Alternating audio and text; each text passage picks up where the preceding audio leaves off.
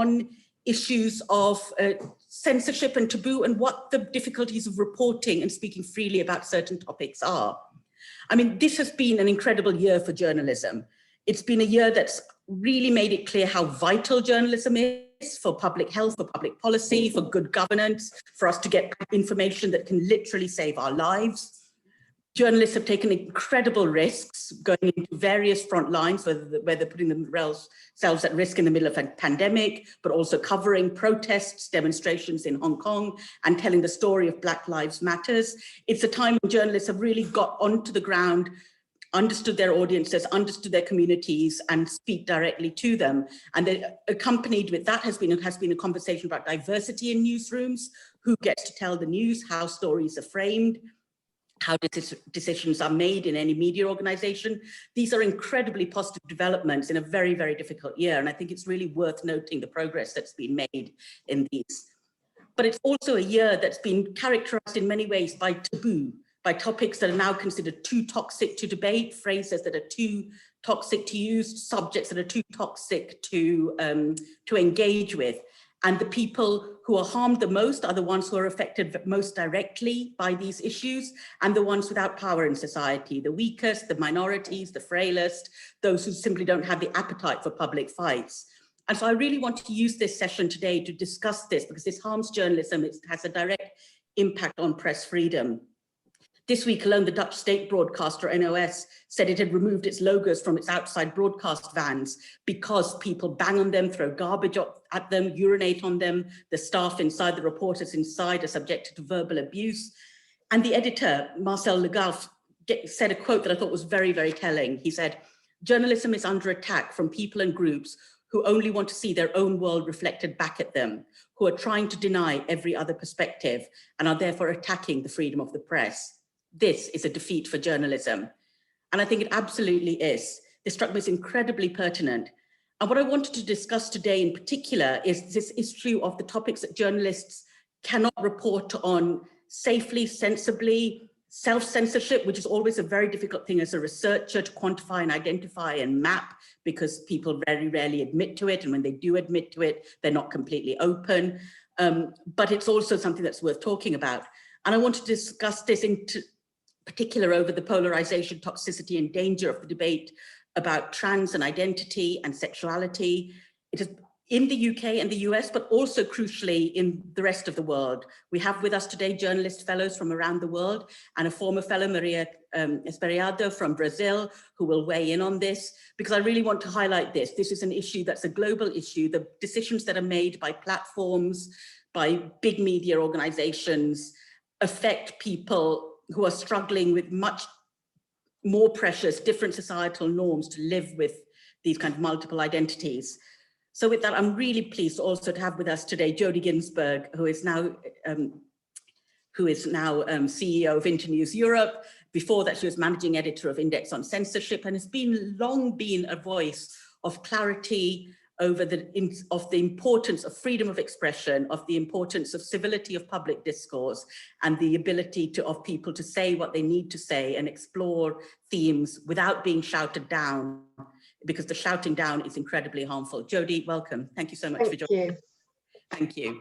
So we started this debate with a conversation about what it means to self-censor and what topics people feel that they are unable to report. Could you talk a little bit about what you've seen in your kind of work with Internews now, especially because you work with journalists in all corners of the world, but also from your time at Index on Censorship, on how this, do you feel that the debates are getting more polarized? It's easier to shout people down, or do you think this is something we've always lived with?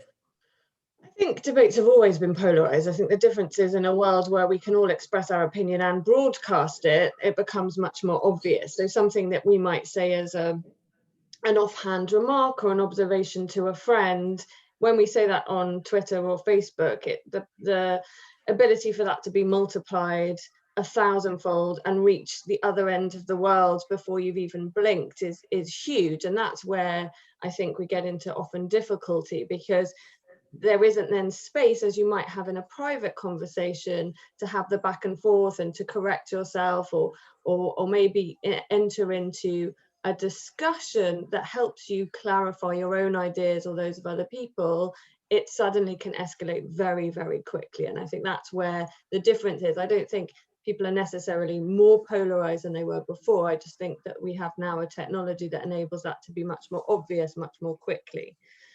That being said, I do think the situation, particularly for journalists, but also just for ordinary people who use social media to express themselves, and that's a wonderful thing, right? People who haven't had voices before and agency before can use social media to get themselves heard in a way that they can't. So for many groups, it's a fantastic tool. But one of the things that happens, I think, for journalists is it's much more exposing. So one of the things that has really struck me, or really certainly struck me when I first started at Index on Censorship, was I became a journalist 20 years ago, and I genuinely thought that the most kind of dangerous situation I could possibly find myself was in covering a war, a conflict zone. You know, I genuinely thought that the greatest threats to my life would be if I covered a war, and I have covered conflict and found that, you know, I didn't enjoy it at all. It was absolutely terrifying. I never really thought in my lifetime that I would hear journalists working in politics in the UK and the US talk about receiving death threats as a daily occurrence, and that now happens. And then what has then also subsequently happened is not just people covering politics, but also receiving death threats, threats of violence for covering other issues, like issues of religion or sexuality. Having conversations about those issues and being subject to torrents of toxic abuse on social media, which in turn leads people to self-censor, or at least dampens the ability to have open debate on some of these issues. I mean, the crucial thing about this is that it puts a pressure on the journalists who face this attack, but also it's a kind of failure for the audience. The audience aren't then getting, and the readers and the viewers aren't getting the information they need, and they're not getting a kind of a full spectrum of views either. It's interesting that you start by talking about politics and then say this has spread into other areas of life. Could you talk about the possible reasons we've got to this stage? So let's start with the UK, and then we could look elsewhere. I think there are a number of reasons we've got to this point. So there's a lack of trust, which is well known. There's this diminution of trust in public figures and public institutions more generally, politicians, for example, but also the media, some of which the media is to blame for. Not all journalistic outfits have behaved to the standards that we would expect of the highest quality of journalism. But trust has been eroded. So that's one thing. I think people feel that it's journalism and journalistic outfits are more fair game. It's much more open to challenge them. That's the first thing. The second thing is we have politicians doing that much more openly. So when you have the President of the United States talking about the press as the enemies of the people, and other leaders and politicians sort of talking about the mainstream media as the enemy or as untrustworthy, that filters down into the general populace so that people feel journalists and the media are not to be trusted. And then the third thing I think that has happened is social media has put journalists out there in a way that they've never been before. So if you think before, if you wrote an article or you did a broadcast, you'd do that and then you'd go away again, and perhaps 3 weeks later you might get a letter from someone prompted by something you've said to disagree with you. Generally not, because most people would have then spent the next 3 weeks sort of perhaps calming down or thinking about something else. But you know, now journalists are encouraged to put themselves out there, share their content on social media, use that as a means to get more views, but also are there for themselves in that part of that public debate, so they can get this direct immediate response. And the speed with which things can then escalate is remarkable. So you can go from somebody saying or presenting something to them being potentially fired within 24 hours. I mean, we've spoken before in other contexts, and will again, about how this affects women journalists in particular, and the kind of amount of online trolling and abuse. But can I kind of go from that to what I did want to talk about as well, which was the kind of trans debate, because it strikes me as complete outsider on this debate in terms of the fact that the issues are not my kind of issues directly, that it's a complete failure. It's complete kind of failure of public discourse here, where the people in the community feel isolated, harassed, ignored, or attacked. And the journalism seems so polarized on this that you can't, the idea that there's a thing as impartiality or unbiased reporting on this also seems to not be there. You seem to have to pick a side, so to speak, and then go for it. Can we unpick that a little bit about whether? So I think let's go back a little bit on this one, because this is a much obviously wider issue than just relates to journalism. But if we focus in on the journalism, so in the UK, what I think specifically has escalated this in a way that we haven't necessarily seen in other places is that self-identification was brought in to part of the public discourse because it was part of a discussion around something called the Gender Recognition Act in the UK. So the government opened up the Gender Recognition Act and potential changes to public consultation. So it was, you know, I talked about politics being an area where people feel very strongly. This was opened up as an element for public debate. It was something on which the public were being asked to express their opinions and thoughts. And in doing so, I think it exposed a lot of tensions between different groups and different rights. And there's always a tension between rights. You know, that's why we have protected characteristics. That's why we have specific laws to protect people's rights. There's always a tension, and the law exists to help us resolve those tensions. The problem, the challenge comes when we're trying to, if you like, legislate via public discourse. And so I think what happened was people were invited to express their opinions and their desires and their concerns, and did so. And I think that created an environment in which people felt that their opinions were very much opposed to one another. So that created the sense that people were strongly in one camp or another, and that to adopt certain language was to be denying the rights of another person, and that it was therefore perfectly acceptable to say, you can't say that, that's offensive, that's harmful, you can't use that language. And any time journalists wanted to report on that, I think it was felt that they were picking a side, because to even report on the fact that this discussion was happening was seen as sometimes taking a side. And so very quickly, what happened was journalists started to pull back because they were afraid of, in reporting these discussions, afraid of being accused either of being transphobic or being women hating. And that's where I think the challenge has become, is that the fight is over how we use language, which is the very thing on which journalists and journalism is based. The use of words themselves become a ground for fighting. Which other areas do you think we've had this kind of issue before? Or have we? I don't think, well, I mean, there's always discussions. I mean,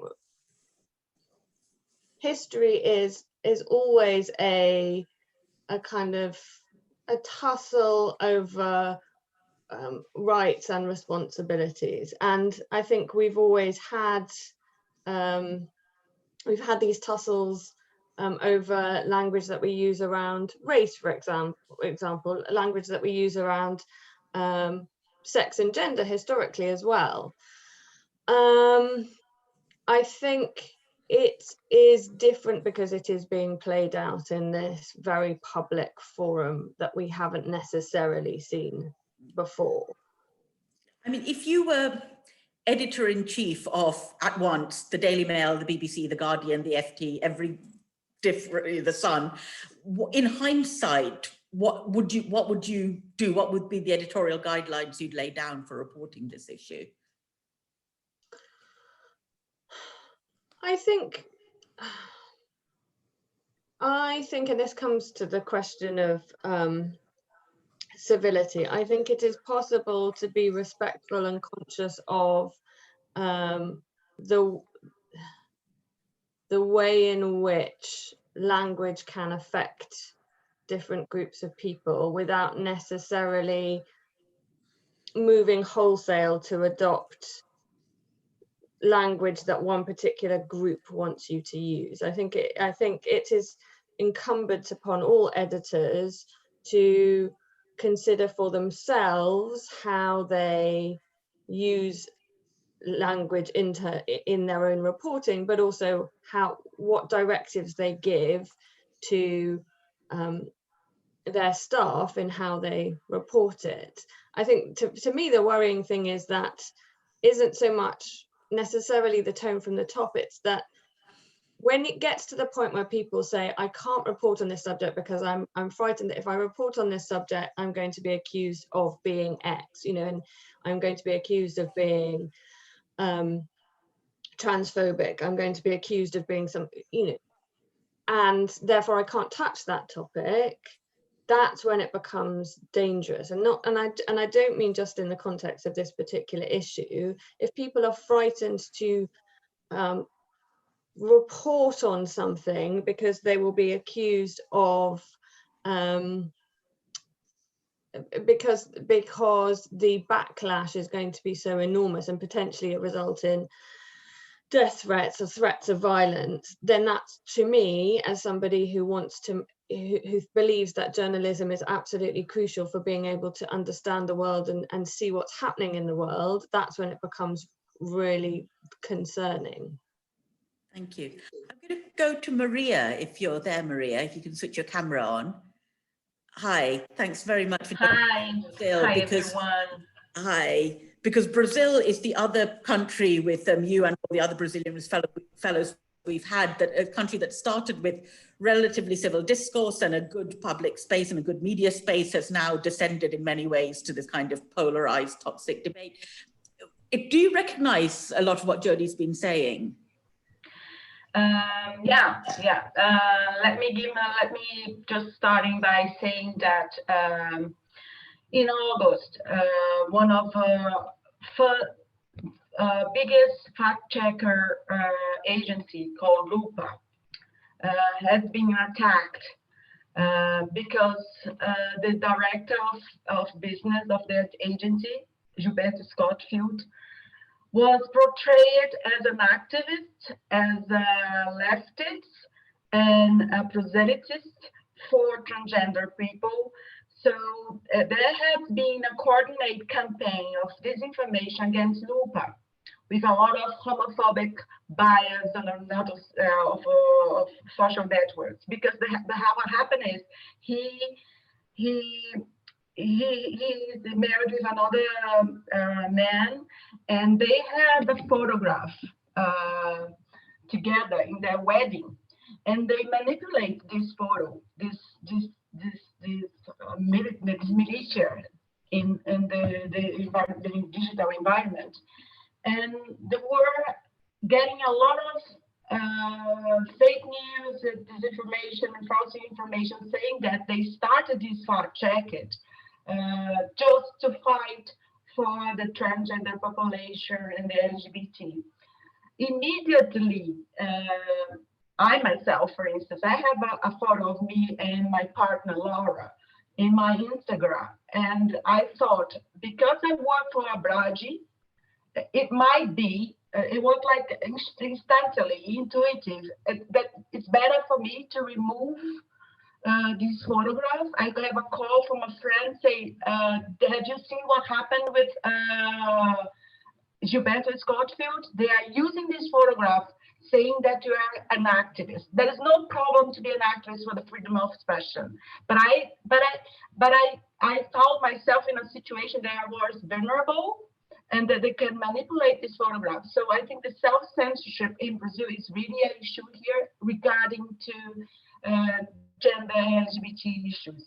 I don't know whether you want to talk more about freedom of information in Brazil, or do you want to carry on with the LGBT issues? I don't know.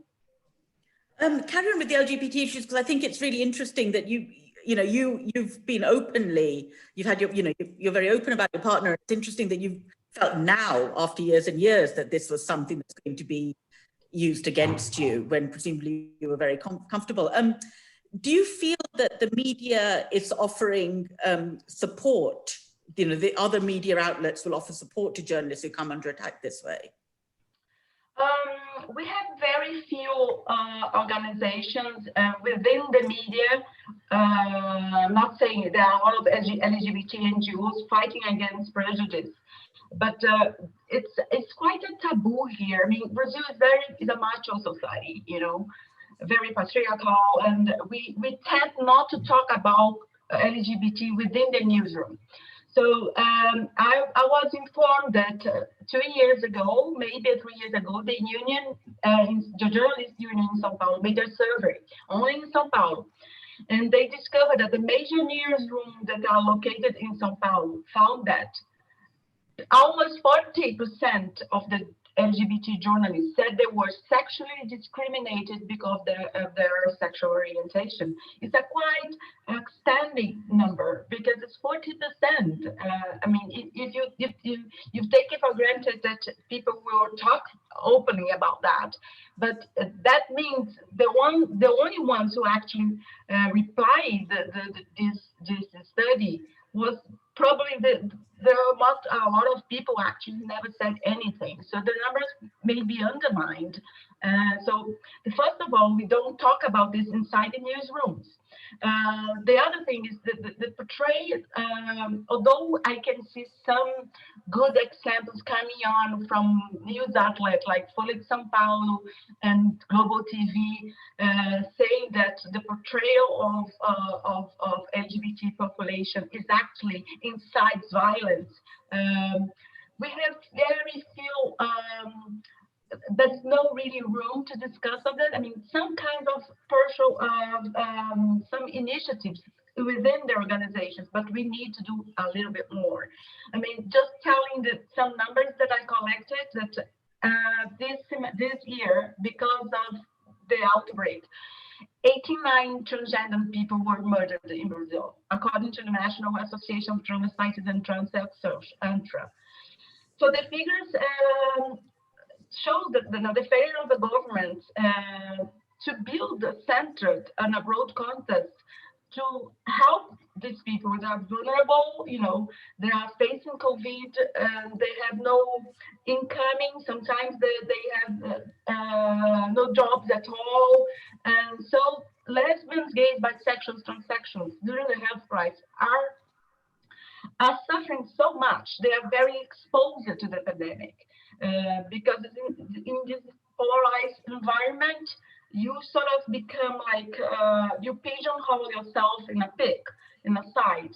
And as you and Jodie were discussing, I mean, that creates for us the language. So the more we talk about the transgender and LGBT issues here, can actually attract a lot of coordinated attacks. So you find yourself helpless, because if I bring a subject that will attract a lot of hate, I can deal with that for mental reasons. I'm gonna show you one example. I don't know what you guys have been heard that Robinho, a soccer player, he was condemned some time ago for a rape in Italy. Okay, but the content of the sentence was disclosed last Friday. And the reporter from Globo Esporte transcribed the whole thing. And in the audio, he was very abusive against women, against the foreigner who actually he was he was involved in the rape. And this journalist has been attacked. The journalist that brought all this information in the scoop has been attacked since then. I mean, in his WhatsApp and in his social media accounts. So every time when you cite here or you go into deep to questions of gender here and LGBT population, you've been exposed. That's the reality. And on the top of that, last year, the Supreme Court decides that homophobia and transphobia were crimes classified as racism. So in practical terms, trans people feel insecure to denounce these crimes. However, the general advocacy of the union, the institution who actually represents the government, Bolsonaro, is trying to cancel that. So we've been attacked with all these judicial harassment and online harassment. I'm talking only about the gender and only about women and transgender LGBT people. So myself, in a personal level, I think I am very aware that if I stand for anything, or even my wedding photo taken 2 years ago can be used to, for instance, undermine my association, saying that I'm there to infiltrate, to have a different agenda with nothing. I mean, it's good to have a gay in your team, and Abraja is glad for that. But I just feel on a personal level, I feel very, very fragile and vulnerable. Thank you very much, Maria. And I'm really, really sorry you're going through that. Jodie, did you want to respond, or if not, shall I? No, I think that awful kind of moment where you're having to question whether you can even share something as wonderful as your wedding photo because people will use that against you is awful and terrifying. And I think that's one of the things that journalists, particularly because part of our role increasingly is to be these public figures, face. You know, it's incredibly difficult these days to separate your professional from your personal, because people will see these pictures on Facebook or Instagram or whatever, and then they will make all sorts of assumptions about you as a journalist, and that makes it even more challenging for journalists at a time when people are increasingly mistrustful of the media.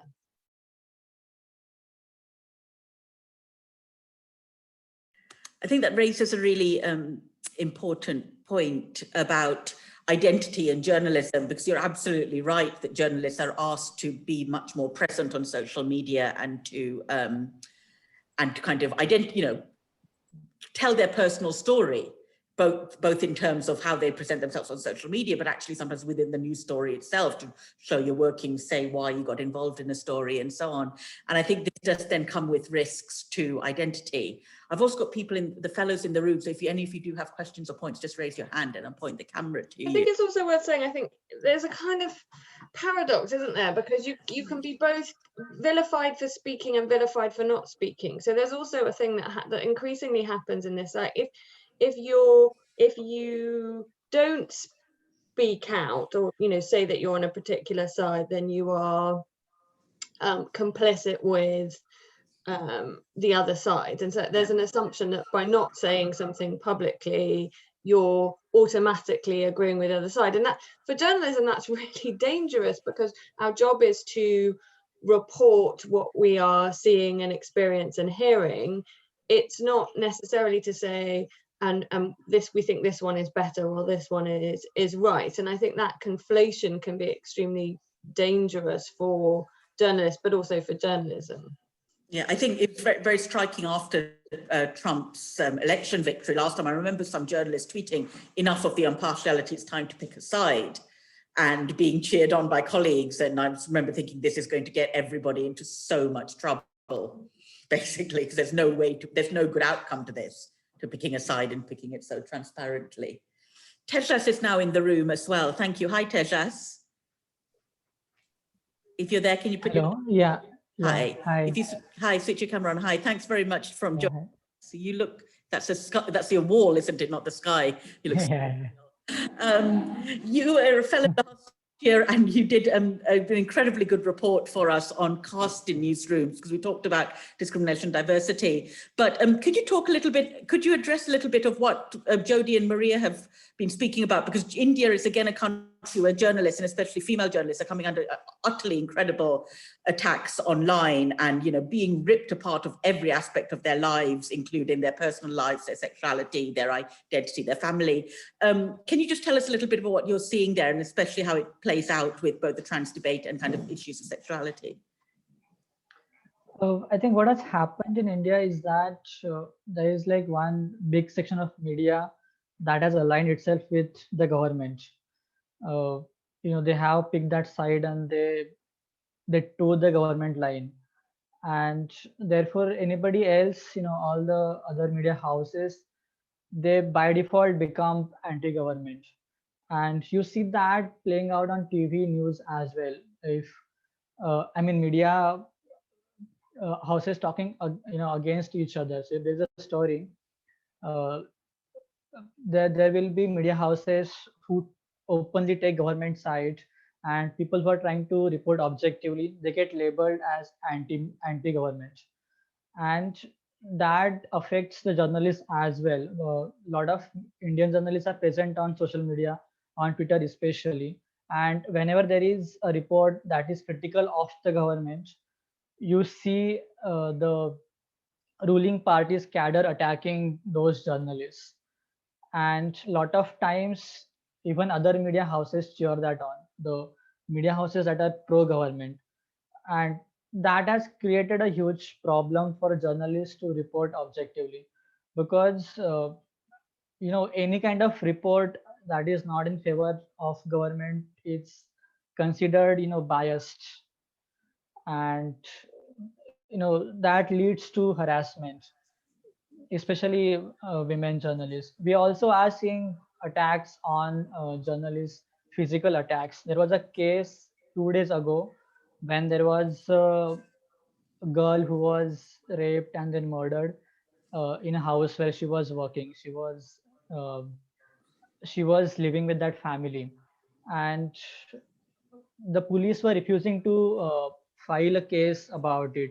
So some people went to the police station, and there were also journalists who went to cover that story, but police locked them as well with the other protesters and beat up these journalists.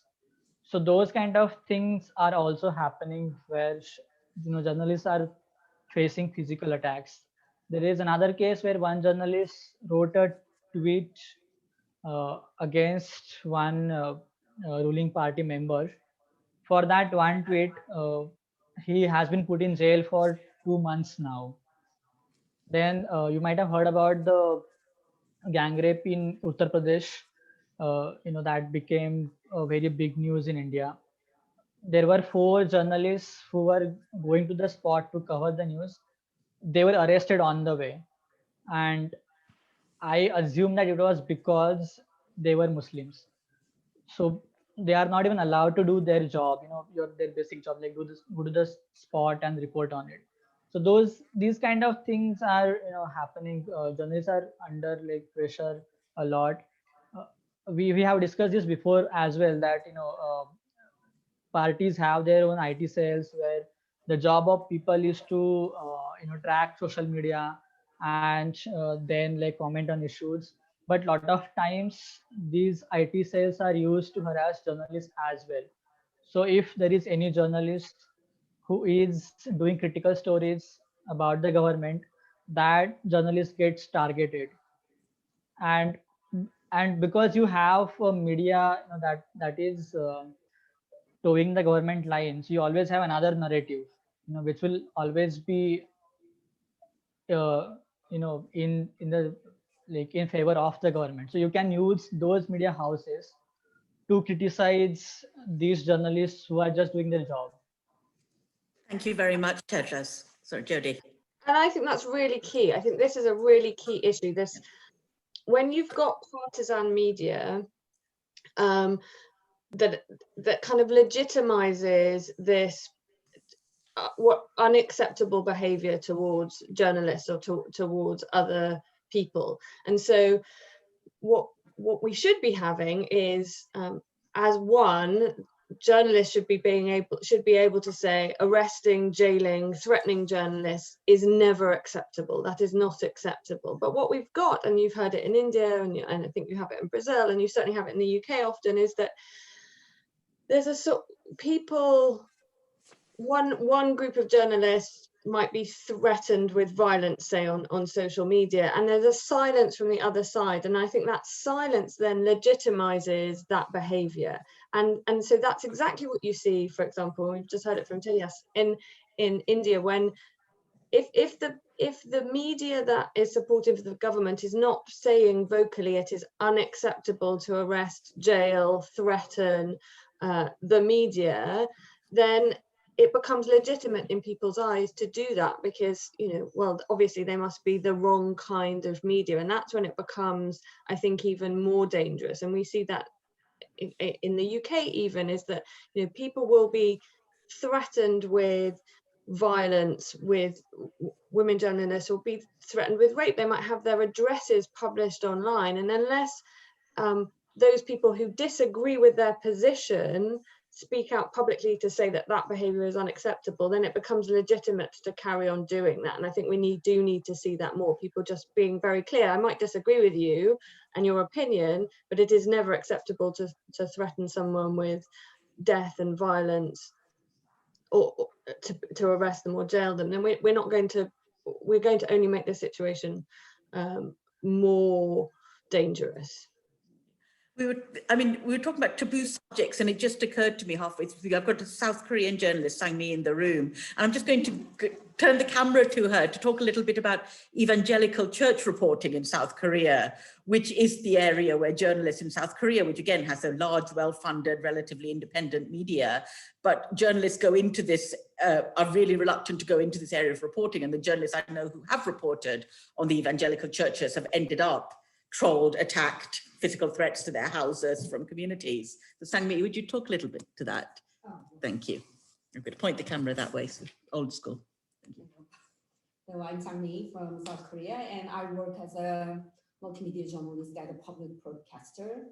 And recently there have been a lot of anti-COVID, anti-government protests held by evangelical church members in South Korea, and there has been a lot of concerns that a lot of people might get infected because or during the protest, and there has been a lot of news reports on church members and the reasons why they needed to, they thought they wanted to help hold these protests during the pandemic. And unfortunately, there has been, it has been reported that a lot of reporters who are usually quite young, because they are reporters on the ground in South Korea, and especially young female reporters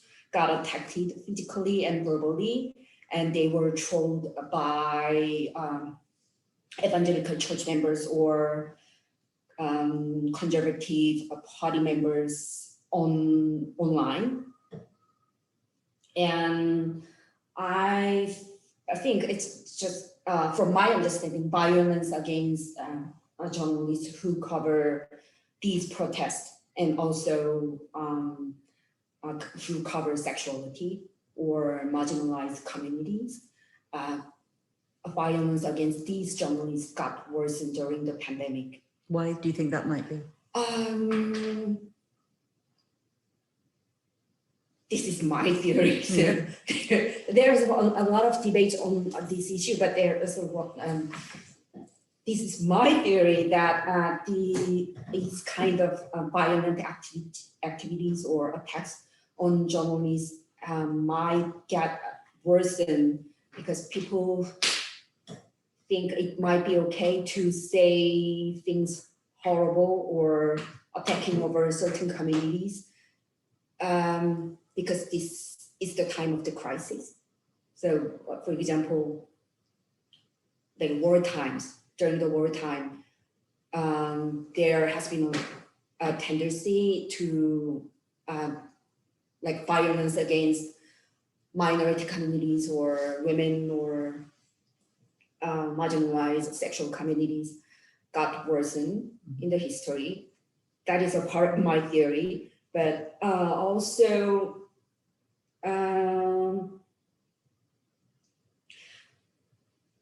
there has been a lot of debate over how the South Korean government handled the situations in terms of handling people's private information.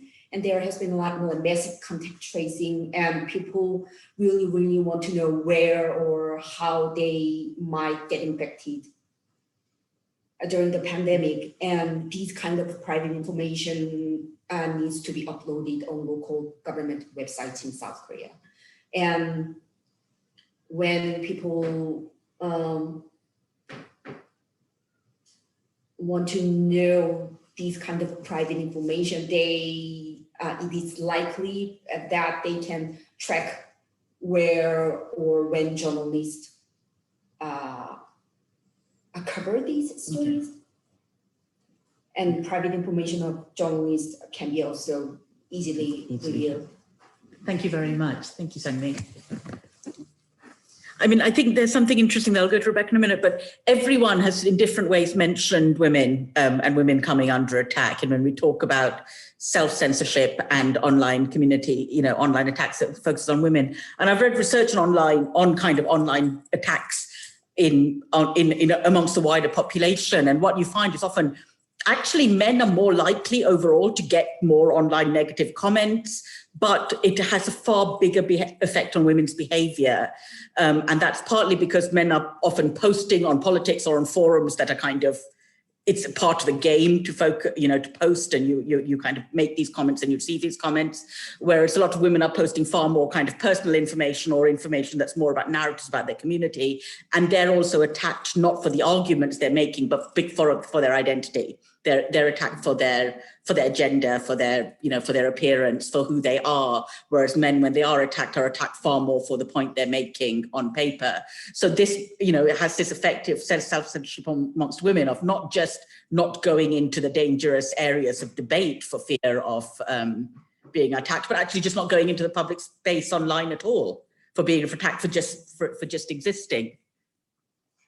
Yeah, I think that's right. I mean, it's evident when you just take a sort of brief stroll through Twitter that women who are disagreed with on Twitter often subjected to graphic threats of sexual violence, nothing to do with the opinion that they've expressed, not attacked for the opinion that they expressed, but disagreement is evinced as threats of violence, and it's not necessarily even that. Sometimes it might be slightly less insidious, but that sort of drip effect of, you know, being commented on always for your appearance and having derogatory remarks made about you on the basis of your sex, as opposed to, you know, I disagreed with that, the way that you phrased that question, and that ends up having this effect where, you know, we've already heard from Maria, you know, ends up having the effect where you think, I'm not going to necessarily engage in this, and that does mean that fewer women are in the public sphere altogether. Thank you. Rebecca, but this is Rebecca Skippage who heads up the BBC Monitoring Disinformation Unit. Hi, it's a kind of question rather cheekily sort of framed as an observation, but I've sort of sat in the BBC in various really uncomfortable briefing sessions when we discussed the transgender issue and the lack of comfort that particular kind of senior news editors have felt around the language and around what's acceptable and what's not has been absolutely kind of palpable. And to me, that kind of sort of speaks to the lack of diversity within, leadership within newsrooms, and the need to have a different type of sort of, different types of people in the room. I guess sort of having made that observation, I'd be interested to know if that's something that you have kind of come across, and if you would have any suggestions apart from sort of, hopefully in the future having fewer white, middle-aged, straight, cis guys leading our finest institutions, how we might try and address that. Did you hear all that, Jodie? I did, yeah. I couldn't agree more, Rebecca. I think, we spend a lot of time talking about the challenges within media and, wringing our hands about the things that we might do to kind of fix them, if you like. But if you think about the consistent thing that really hasn't changed significantly within major media organizations is the people who are making the news and making the decisions about the news. And it was really striking to me during the early stages of the pandemic. We did a rapid response fund at Internews, and the people who repeatedly came to us for support were the groups and organizations serving marginalized communities across the world, because they were not the ones that the government was shoveling lots of health advertising money to, and yet they were the communities that most needed some of this information, because often they were the most affected, and yet the resources were not going into supporting those organizations. And I think if we could do one thing to significantly improve the quality of reporting, it would be to invest much more and much more intentionally in ensuring that newsrooms are as diverse as the communities they serve, and they certainly are nowhere near that at the moment. Because I do think some of the issues you raised about if you were a news editor or editor-in-chief for a day of everything, what you were essentially saying is some kindness and some empathy and sensitivity and thought around the language that's being used on sensitive topics would not go amiss and would take a lot of the heat out of the debate. And I think a lot of that empathy and kindness would come by having people from those communities in the newsroom who just, you're not reporting about a community as if it's another, as if it's an outsider, but you're reporting from within it, but from understanding it.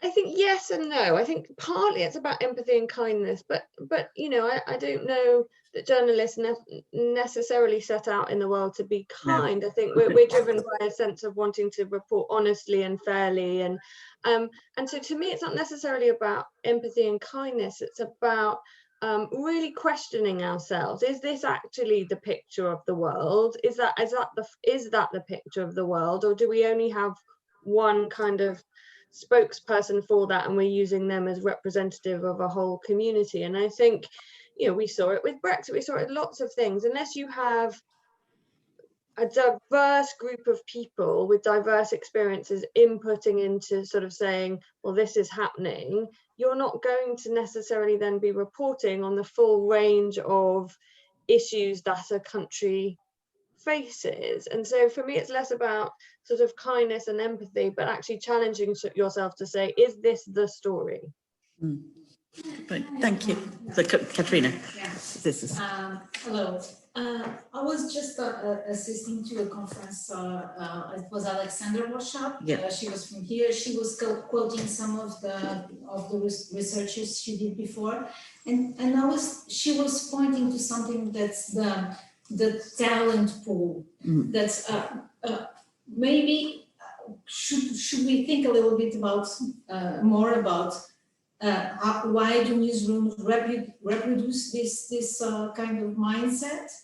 Are the people who are different from this attracted even to work in a newsroom like this? How are we going to solve this kind of complex and complicated question? Because it's a push-pull movement, the newsrooms are like this, and they don't attract people who are different. Absolutely right. I think you're absolutely right on that, about it's the people in the newsroom, but also absolutely the mindset and the ideas that are given space. Yeah. But it's not just about necessarily even attracting them. I mean, there's been a number of really powerful testimonies recently about really talented Black reporters who've gone into the newsrooms and just found that it was not a place in which they could succeed, and they've gone out and succeeded outside of the BBC and have done really well. But the BBC or other news organizations were not places that they could thrive in. And I think one of those things is we kind of expect everyone who comes into organizations to adjust to that particular organization's culture, rather than thinking, what do we need to do as a newsroom to adjust so that it is a place in which everybody who comes can genuinely thrive. Yeah, thank you. I mean, I think pulling back to the concept of like press freedom, civility of debate, I think the civility of debate that's in the public sphere, that we would like to see in the public sphere, is often very rarely exists inside the newsroom. You know, where I think it would be very hard to have certain conversations in a newsroom with all your colleagues. And if you can't do it in that tiny scale, it makes it really hard to see how it can be done elsewhere. Can I go to, I think we've got a few minutes left. Can I go to Caitlin, who's sitting right next to me, who's the Deputy Director of the Fellowship? Thank you. Hi. I was actually just, like Rebecca, an observation disguised as a question. Best kind. You mentioned when was the last time we saw something, this level of vitriol in the UK press, and it occurred to me that probably feminism was the last time we saw this level of anger and division amongst the press itself. And I wonder if perhaps it isn't just an intrinsic part of change and evolution, that we do have to have these difficult conversations. And now that we are so much more accessible and accountable to our audiences, do we need to devise an industry-wide sort of playbook for this is what is acceptable, this is what you do need to be able to manage, and here are some tools for how to manage this level of criticism, and this is what isn't acceptable, and here's what you do when it happens. And I don't know that that toolkit exists anywhere, or if we're teaching reporters how to emotionally handle being 24/7 open to ad hominem. Yeah, that's a good point. Ramisha, did you have a point you wanted to make? So, yeah, and just one last point from Ramisha from Pakistan. So. I want to make, this is Ramisha Ali from Pakistan. I work for the Urdu service of the Independent UK. I just wanted to make a point about women journalists when we were talking about it. There was a movement just, I think, a few months back in Pakistan where women journalists came to the front and they asked for their rights. I mean, they asked for safety because somehow they were pushed into self-censorship and they were not able to openly express their opinion on Twitter or anywhere else on any social platform, because if they would go against the current government, if they would express their opinion which would go against the current government in power, a Twitter brigade would actually, come after them and threat them for rape, threat them for physical violence. They would threat them to actually, there were open threats on Twitter where the statements were made that we would come down to your house and we will manhandle you and your family, and some really serious threats were given out. But since those were on social media, and there was no physical evidence of that, so the police did not get involved. There was no FIR launched of it, but the women journalists, they were really afraid of what might actually happen. And the current government was not taking notice of this. So there was actually a thought of it that maybe the government is after it. But since after that, a lot of female journalists actually felt this and they went through this. So the opposition parties took a stand and they requested the current government, or they actually made a statement out that we support the female journalists. Since then, this activity and this manner of openly threatening female journalists has decreased a bit, but it has left such a deep effect on the sense of expression of female journalists that before few months, a lot of women journalists would just openly express their opinions, but now they're afraid.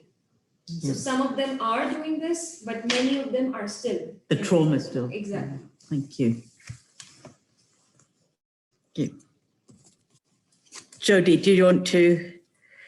Yeah, I mean, so I'm not sure about a playbook about how we should handle things in terms of, I think it's really important that we have a diverse and pluralistic media landscape, and that means that different outlets will take different approaches to certain issues, and what I do think we need is much more understanding from newsroom editors and management about the risks that journalists face when they put themselves out there publicly, and support for them, because that's something I think people have been very late to, and simply sort of saying don't tweet, don't go on social media isn't quite the answer. And so actually having a much more understanding of in what circumstances you are allowing people to go on social media, and what support that you will give them, and that you will stand behind them. I think that part of the reason that we end up self-silencing and